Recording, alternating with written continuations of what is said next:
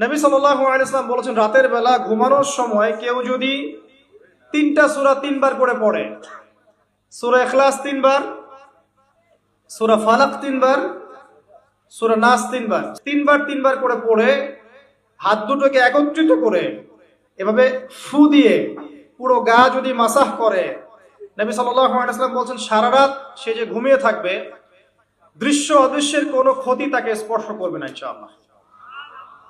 এই আমলটা কি করতে পারি না? আল্লাহ তৌফিক দান করুন। আরেকটা সূরা সম্পর্কে নবীজি বলেছেন, রাতের বেলা কেউ যদি ঘুমানোর সময় পড়ে বিছানায় গিয়ে, আল্লাহ রাব্বুল আলামিন তাকে শিরকের পাপ থেকে বাঁচিয়ে রাখবে ইনশাআল্লাহু আযজা ওয়া জাল্লা। শিরকের পাপ কি? আল্লাহর সাথে অংশীদার করা, যেই পাপের কারণে প্রতি 1999 জন মানুষ জাহান্নামে যাবে। এটা কোন সূরা আগে বলে নেই, এই সূরার নাম হচ্ছে সূরাতুল কাফিরুন। কুল ইয়া আইয়ুহাল কাফিরুন লা আ'বুদু মা তা'বুদুন। এই সূরাটা যে ব্যক্তি রাতের বেলা বিছানায় গিয়ে পড়বে, আল্লাহ রাব্বুল আলামিন তাকে শিরকের পাপ থেকে নিজেই বাঁচিয়ে রাখবেন ইনশাআল্লাহ।